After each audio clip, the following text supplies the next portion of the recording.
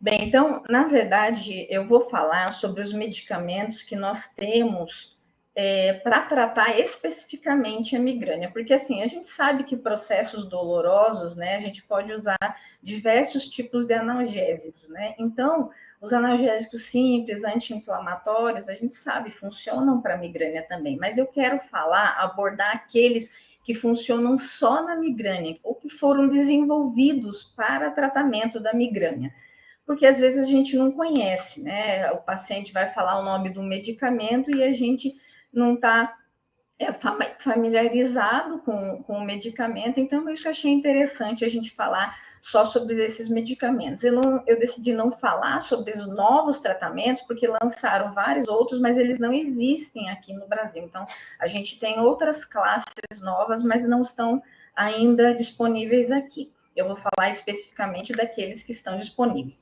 Para a gente entender por que são drogas específicas o tratamento, eu vou falar uma pincelada da fisiopatologia da migrânia, porque esses medicamentos, eles são específicos justamente porque eles atuam em alguma parte da fisiopatologia da migrânia, que são os alvos terapêuticos dos medicamentos.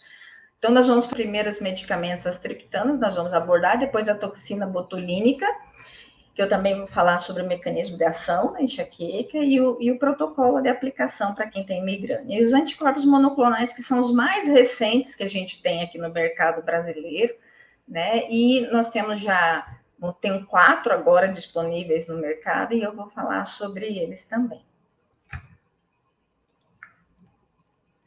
Deixa eu só pegar um laser point. Então, uma breve abordagem da fisiopatologia da migrânia. O que é importante a gente saber na fisiopatologia? Eu vou falar de uma maneira bastante simples, né? Porque a fisiopatologia ela é complexa e ela não é toda elucidada, né? Ainda. Mas eu vou falar da depressão alastrante cortical. São para a gente entender a migrânia, a gente precisa saber esses 3 eventos que acontecem. Então, a depressão alastrante cortical, que é responsável pela aura visual, o processo de inflamação neurogênica, que é responsável pela dor em si, e para a gente que trata com o quadro com o quadro doloroso, é importante, do segmento craniano, é importante a gente saber desse complexo trigêmeo cervical, porque ele é que faz a convergência do quadro doloroso entre o pescoço e a cabeça. Então, bastante breve, só para a gente entender em que lugar os medicamentos atuam, é assim, a enxaqueca, a migrânia, né, ela é uma doença genética, a gente herda um cérebro diferente, a gente herda um cérebro que tem uma menor capacidade de se habituar às variações tanto do ambiente quanto internas nossas, né? Internas, vou dar um exemplo aqui, como, por exemplo, variação hormonal nas mulheres. Então, ela tem, e o paciente, ele sofre bastante influências com essas mudanças. Então, ele é um cérebro que não se adapta a essas variações com tanto o desempenho, tanto quanto quem não tem. Então, a partir de estímulos exógenos ou endógenos, esse paciente com migrânia pode apresentar esse processo de depressão alastrante cortical. O que é isso? Já falam. É uma depressão, né, uma redução da atividade tanto dos neurônios quanto da glia, e que ele caminha pelo cérebro. Então, ele é alastrante, ele parte de um lugar no cérebro que costuma ser o lobo occipital, né, que é o local da visão, mais frequentemente, e depois ele deprime a atividade e ele vai caminhando, né, pelo córtex. Com isso, há bastante liberação, aumento do potássio extracelular. E essas alterações do ambiente extracelular podem fazer ativação da inervação trigeminal, que está lá na meninge, nos vasos da meninge. Com isso, eu tenho uma ativação do núcleo caudal do trigêmeo, que fica aqui nessa região, né? O núcleo, na verdade, o núcleo caudal do trigêmeo a gente chama, é um núcleo sensitivo e não motor, né? E ele se estende praticamente durante todo o percurso do tronco cerebral, mas o local de maior importância para a gente é essa parte mais caudal dele, né? Mais espinhal desse núcleo. Então, ele é ativado após esse fenômeno de depressão alastrante. Com a ativação desse núcleo trigêmeo, ele vai fazer um processo de inflamação neurologênica lá na meninge, ou seja, ele vai inflamar aquele vaso que está lá na meninge, né? O sistema trigeminal inflama esse vaso que está lá na meninge. E com isso, a liberação de uma substância que vai ser bastante importante para o efeito dos medicamentos, que é o CGRP. Então, essa substância é liberada tanto lá na periferia, quanto também no tronco cerebral. Mas os medicamentos, a gente vai ver que eles têm mais ação periférica. Então, eu tenho um excesso de CGRP, e com isso é um dos fenômenos que faz, então, o quadro de dor da migrânia, né? Eu inflamo esse vaso, essa meninge lá na periferia, e depois o sistema trigeminal sente essa dor que eu estou causando lá. Ele causa dor, o processo inflamatório, e depois ele percebe o resultado desse processo inflamatório, que é o quadro doloroso, né? E o que é que o pescoço tem a ver com isso?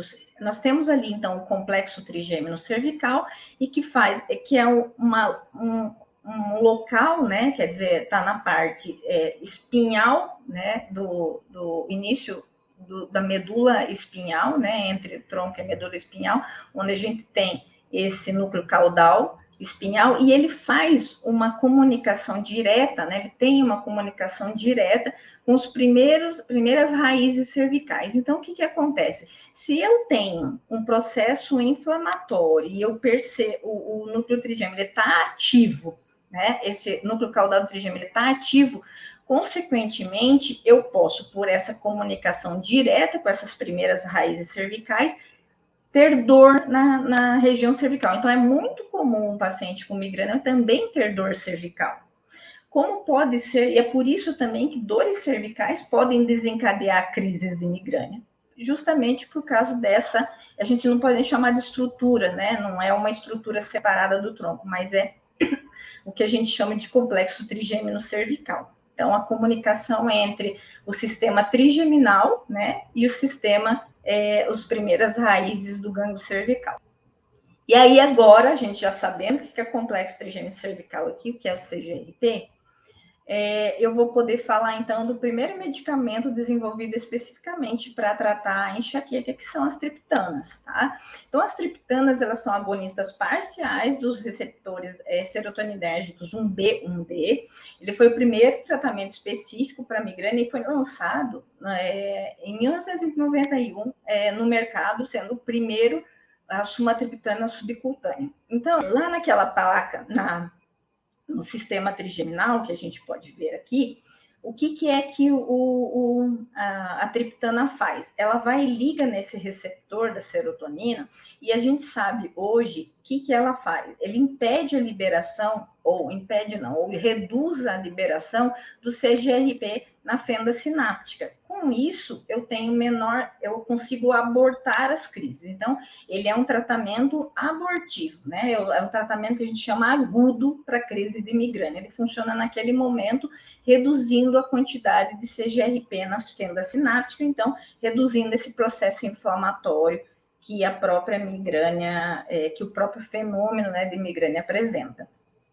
O primeiro no mercado, como eu falei, sobre a sumatriptana. Nós temos 4 no mercado brasileiro, e nos Estados Unidos, na Europa, nós temos vários outros, mas eu vou falar o que nós temos aqui para a gente ter conhecimento. Se um paciente chegar tomando remédio, você vai saber, esse aqui é um remédio que é específico para enxaqueca. Isso é até bom, porque a gente conhecer que é específico para enxaqueca, porque o paciente pode estar tomando para uma outra condição que ele não vai fazer efeito. Então, a gente pode orientar, não está respondendo, porque isso não é para o teu tipo de dor de cabeça.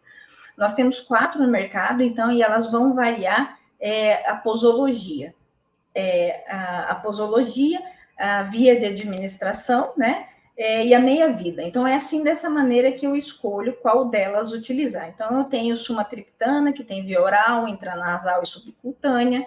Eu tenho a risa e a zometriptana, que tem via oral e orodispersível, e a naratriptana, que só tem via oral. Nos Estados Unidos tem outras apresentações também, né? Por exemplo, a zometriptana lá tem intranasal. Então, eu posso decidir qual deles usar. Eles têm o mesmo mecanismo de ação, mas tem uns que fazem ação mais rápida, como é o caso da rizatriptana, né? Depois é seguido pela sumatriptana e narazometriptana, e a naratriptana demora mais para fazer efeito. Eu posso também querer saber a meia-vida. Para aquelas crises que são mais longas, eu vou usar uma medicação que dure mais tempo, né? Então, no caso, por exemplo, a naratriptana, esses aqui duram, a rizatriptana em 30 minutos, 1 hora, já não tem mais na corrente sanguínea, então ele já passou a meia-vida dela. Então, é dessa maneira que a gente escolhe, né? Eu vejo se a crise é longa, né? O que eu preciso mais? É abortar rápido ou uma duração maior de crise? E o interessante elas são drogas vasoconstritoras, então tem que tomar muito cuidado com o que utilizar esses medicamentos. O importante também aqui, com relação às triptanas, é saber em que momento é o momento mais adequado para se fazer o uso. Ó, a gente pode ver aqui que o melhor momento para se tratar é quando a dor ainda está leve. A gente sempre fala assim, que uma coisa que eu explico para o paciente você tem 30 minutos até 1 hora para fazer o uso do medicamento, quando for triptana. Por quê? Porque depois que o processo de sensibilização desenvolve, né, na migrânia, ou seja, a gente começa a ficar mais sensível, minha dor começa a se amplificar para outras áreas, pegar pescoço, eu sei que a triptana já não vai ter um efeito tão bom. Então, eu tenho que pegar o início da crise, né, antes do processo de sensibilização central, porque ele tem uma ação só mais periférica. Então, é usar no início da crise. Eu tenho contraindicações como qualquer medicamento, né? Então, por exemplo, eu não posso, por ser droga vasoconstritora, não posso usar em doenças vasculares obstrutivas, por exemplo, em quem tem arteriosclerose grave, paciente que já teve AVC, ou, né, na verdade, AVC, infarto agudo do miocárdio há 6 meses atrás. Quem tem hipertensão não controlada, não pode usar, grávidas não pode usar, apesar que agora a sumatriptana está sendo mais liberada para gestante, né? Então, tem estudo, esse é o medicamento que dá para usar, mas no geral a gente precisa de uma consulta para ser decidido, quer dizer, uma grávida não pode usar esse medicamento sem orientação médica. Eu não posso tomar junto com outras medicações que são os ergotamínicos, né? Que aqui no Brasil a gente só tem agora a forma sintética, que é dihidroergotamina, e não posso usar junto com outras com imal. De efeito colateral, o que tem? No geral, são bem tolerados. A sumatriptana que tem mais efeito colateral, ele pode dar uma sensação no peito, assim, uma sensação até de morte. Tem paciente que sente que está sendo sufocado, né? Mas nos primeiros minutos de uso e só com a sumatriptana, né? Os outros não fazem isso. Pode sentir essa dor precordial, náusea, astenia.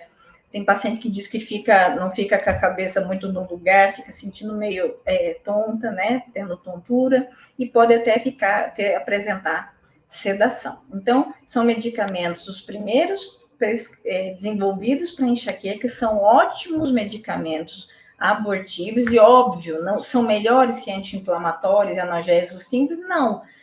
Como tudo em tratamento de dor, eu preciso encontrar qual é o analgésico melhor, né?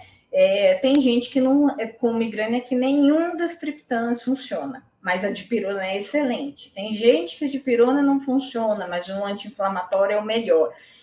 Tem gente que só um não funciona, precisa usar mais de uma classe de analgésico. Então, dessa maneira, não é que é melhor que o outro, a gente precisa encontrar qual é o melhor para aquele paciente. Falando agora, então, outro tratamento, né, também liberado exclusivamente para migrânia, no caso das cefaleias, tá, que é a toxina botulínica tipo A. A toxina botulínica, né, ela impede, então, a liberação desse GRP também, substância P, e eu vou mostrar no slide a seguir. Ele é feito para o tratamento profilático daqueles pacientes com migrânia crônica, ou seja, aqueles que têm 15 dias ou mais de dor por mês. Então, para aquele que tem menos de 15 dias, ele não está indicado, tá? E a gente tem, né, quer dizer, até encontrar quem era o público queria se beneficiar da toxina botulínica e qual seria a forma de aplicação, levaram-se mais de 20 anos, né? Quer dizer, já tinha no mercado e foram fazendo estudos para ver qual que era o melhor. Então, eles chegaram nesse protocolo que a gente chama de PREEMPT. Então, como que funciona aqui a toxina? A toxina botulínica, bem, primeiro aqui, como que é uma neurotransmissão normal? Como que eu faço essa exocitose, tanto da acetilcolina quanto, por exemplo, do CGRP e substância B? Então, eu tenho aqui a vesícula e eu tenho algumas proteínas aqui, né, que vão formar uma cadeia que a gente chama de SNER, uma proteína SNER. Então, ela é composta por 3 cadeias, e para que a vesícula libere, faça a exocitose do seu conteúdo, eu preciso que essas cadeias se unam, né? E aí, com isso, unindo, formando essa proteína SNER, eu consigo fazer a incorporação da membrana da vesícula na parede celular e liberar o seu conteúdo na fenda sináptica. Como que a toxina botulínica funciona? Então, ela vai para dentro de uma vesícula, para dentro da célula, por meio de uma vesícula, só que ela acaba clivando essas proteínas, né? Tem uma cadeia pesada e uma leve, então ela cliva essas proteínas, não deixa formar esse complexo SNER. Então, o que acontece é que essa vesícula não consegue se fundir com a membrana celular, logo não consegue liberar o seu conteúdo. Com isso, eu tenho uma menor quantidade de CGRP na fenda sináptica, bem como substância P, que também é uma substância que está envolvida na nocicepção, mas também, nessas vesículas, também impede a liberação de acetilcolina, né? Então, ele liga e é por isso que o paciente acaba tendo paresia ou paralisia da musculatura aplicada.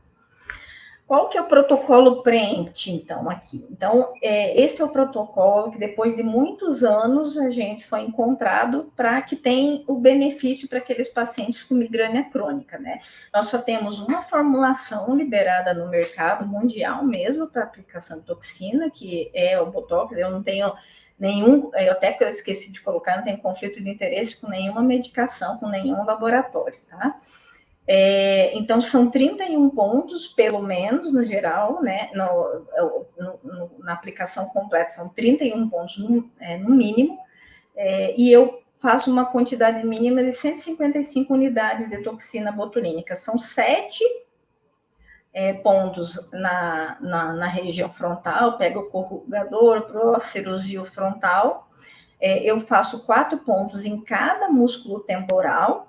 Eu faço na musculatura occipital 6 pontos, 3 de cada lado. Eu faço na musculatura cervical 4, né, 2 de cada lado, e também aqui na musculatura do trapézio, 3 de cada lado. Então, esse é o protocolo PREEMPT. Nenhum outro protocolo ele é tido na literatura como eficaz para o tratamento. Então, não adianta você ir no dentista, porque tem dentistas que fazem aplicação de toxina para migrânia, a pessoal da área da dermato, são completamente diferentes. Esse aqui é o protocolo. Então, eu recebo, às vezes, o paciente que fez aplicação de toxina botulínica, não funcionou, mas quando eu vou ver, eles não fizeram esse protocolo. Então, a gente nem considera que houve uma refratariedade ao tratamento, porque a gente só considera quando o protocolo foi corretamente aplicado.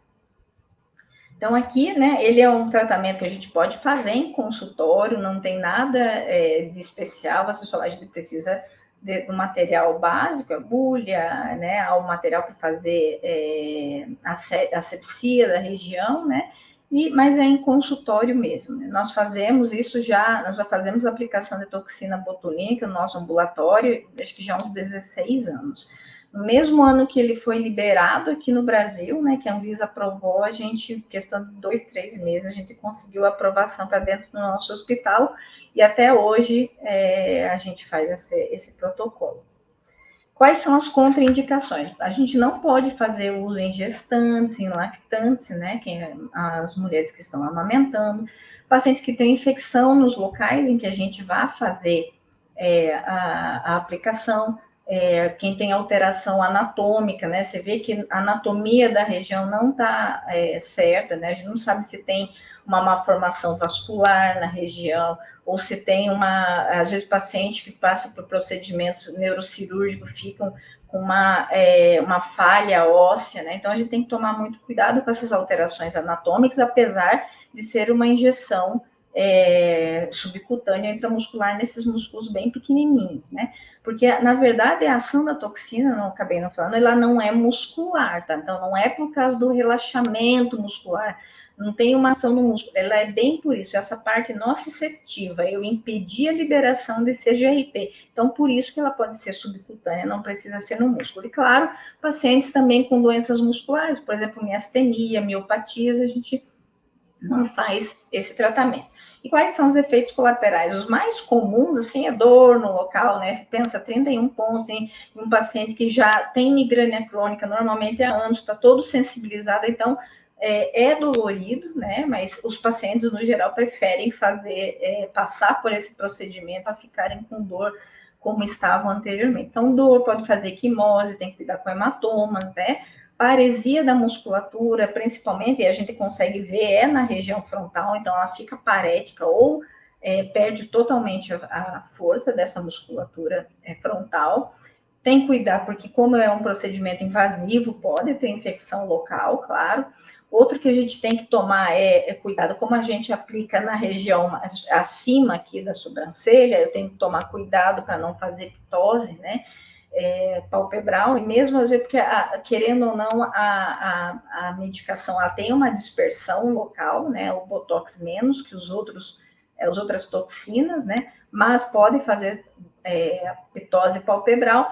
Em alguns casos mais raros, pode, dependendo do jeito que foi feita a aplicação, pode fazer até a paralisia facial e ter disfagia pela dispersão do medicamento, né? Mas, assim, eu realmente, até hoje, tantos anos que a gente fez, aplicação da toxina botulina tipo A para migrânia crônica, a gente nunca observou, porque essa toxina, ela se dispersa pouco pelos tecidos, né? Então, não chega a comprometer as outras musculaturas adjacentes. E agora eu vou falar sobre os anticorpos monoclonais. Então, são drogas mais recentemente, né, introduzidas, chegou aqui no Brasil em 2019, o primeiro, mas a primeira síntese do anticorpo anti-CGRP, né, foi em 1980 já. Então, se veja quanto tempo se leva para pesquisa até você conseguir chegar numa droga que vai entrar no mercado, né? Então, são muitos anos, né? E no caso, pesquisa com anticorpos são de um custo bastante alto, então ele acaba chegando com um tratamento também de custo mais elevado, mas principalmente para a gente que somos de países subdesenvolvidos, né? Porque lá para fora eles são medicamentos que não têm esse peso, não é custoso, né?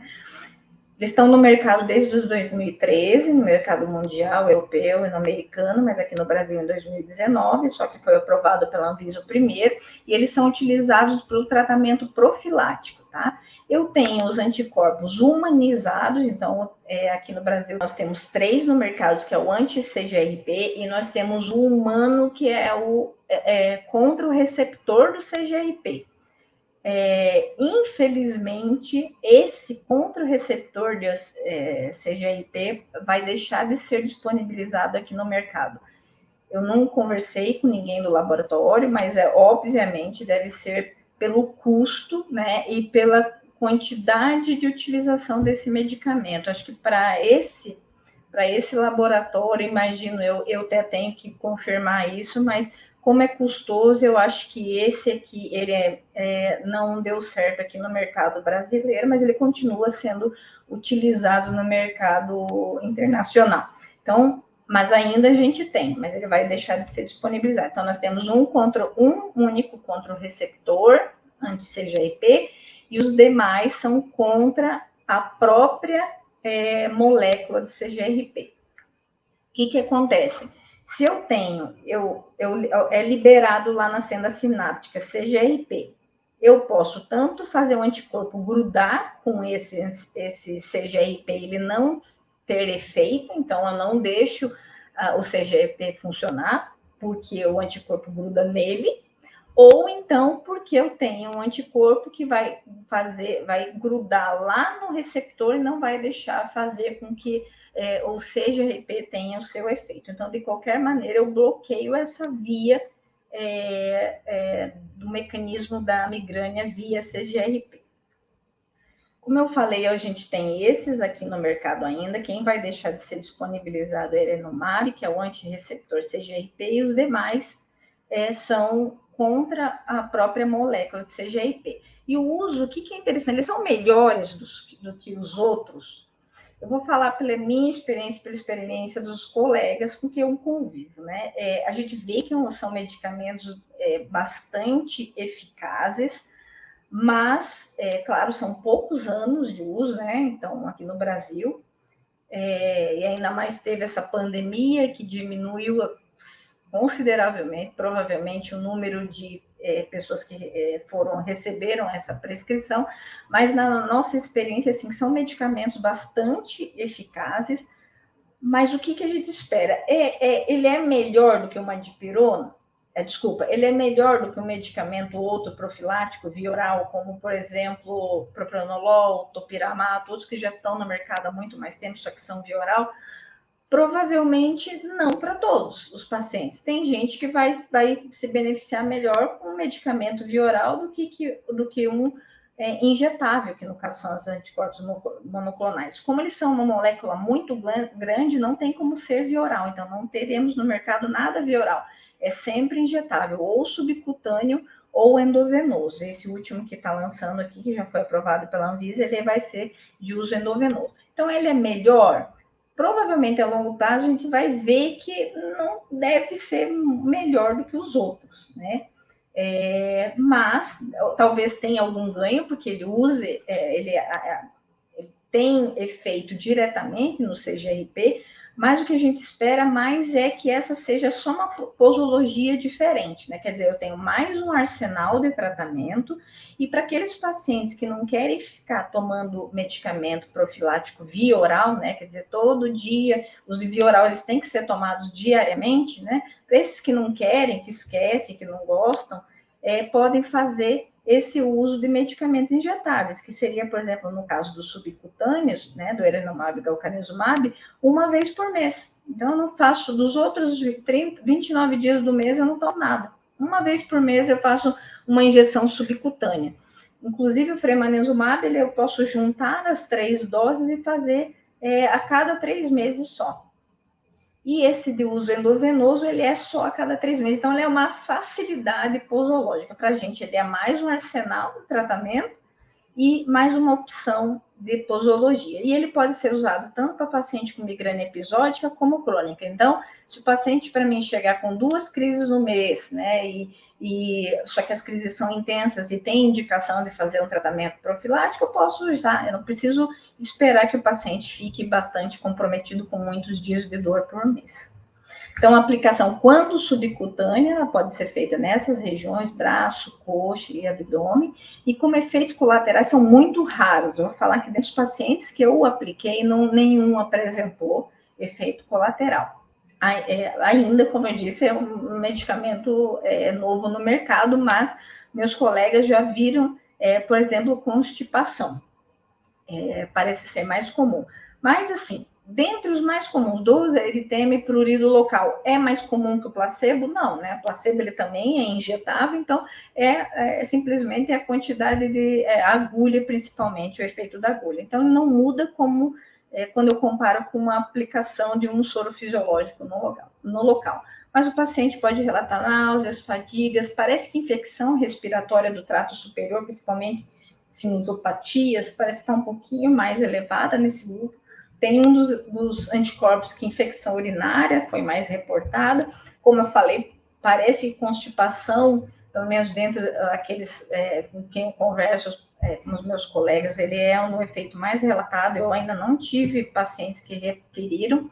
E um outro efeito colateral que pode acontecer quando a gente usa qualquer outra substância injetável é a formação de anticorpos neutralizantes, quer dizer, eu formar anticorpo contra o anticorpo que eu estou recebendo. Isso também pode acontecer com a toxina botulínica, né? E o que a gente vai ver? É uma perda na eficácia do medicamento, já que se eu tenho anticorpo e eu faço anticorpo contra ele, então eu também deixo eu acabo impedindo também o funcionamento dele. E ele varia entre os anticorpos monoclonais de 1 a 14%. Tá? Então, pode acontecer, e quando eu vejo, como que eu vou ver isso clinicamente? A perda do efeito ao longo do tempo. A gente falou aqui, então, sobre esses são os tratamentos que nós temos no Brasil e são específicos para tratamento da migrânia, mas eu gostaria de falar um procedimento que a gente faz muito aqui no nosso ambulatório, né? Todos os residentes nossos fazem esse procedimento, saem fazendo muito bem, né? Então, levam 3 anos, pelo menos, aprendendo, que são os bloqueios dos nervos pericranianos, perdão pelo erro em português. A gente faz o bloqueio dos nervos pericranianos com lidocaína. Eu vou explicar o porquê. Então, por que a gente usa lidocaína? A lidocaína é um bloqueador de canais de sódio. Então, com isso, eu bloqueando esses canais de sódio, eu impeço a despolarização do nervo, né? Então, ele deixa de existir, né? Não há o potencial de ação. Então, aquela região, aquele nervo deixa de funcionar. Pensa que na migrânia nós temos um processo, né, de sensibilização. No começo, a crise, nem todos os pacientes desenvolvem uma sensibilização central na crise. Mas é comum o paciente, numa mesma crise, né, ele começa a ter dor no local onde aconteceu aquele fenômeno que eu falei da depressão e da inflamação neurogênica, mas a dor começa a se amplificar pela pele, começa a doer, tocar na pele, o pescoço começa a doer. Isso já mostra que ele tem uma sensibilização central, ou seja, lá no tronco cerebral os neurônios estão com limiar menor também. Então, para que eu uso a lidocaína? Eu tento, via aplicação periférica, nessa inervação periférica, que eu posso fazer tanto occipital quanto na inervação trigeminal, quer dizer, nos nervos pericranianos, a minha ideia é reduzir essa excitabilidade neuronal, ou seja, suprimir, né, essa hipersensibilidade. Então, no caso da dor, nos casos das cefaleias, a gente vai atuar diretamente no processo de sensibilização periférica e central, né? Eu vou deixar esse neurônio menos excitável. E o interessante é que ele não ocorre ao mesmo tempo que acontece a anestesia. Então, não tem a ver com a anestesia. Vai passar o processo, aquela alteração, aquela perda da sensibilidade dolorosa no local, mas esse processo de sensibilização, ele vai realmente estar diminuído a longo prazo. Então, tem pacientes nossos que eles vêm com quadro doloroso e a gente vê que está com o nervo occipital maior, por exemplo, extremamente sensibilizado, a gente faz um bloqueio desse nervo e ele fica 3, 4 meses sem dor, né? Então, a gente, com um único bloqueio, muitas vezes, pode fazer com que esse quadro de sensibilização reduza bastante isso. Então, por esse motivo, ele é um tratamento bastante usado no nosso serviço. Então, onde que a gente pode fazer? Eu posso fazer toda a inervação trigeminal ou na inervação cervical, né? Que é C2, C3. E o importante aqui, eu saber o porquê que eu atuo na enxaqueca, né, fazendo um bloqueio occipital, ou por que dói a minha região occipital?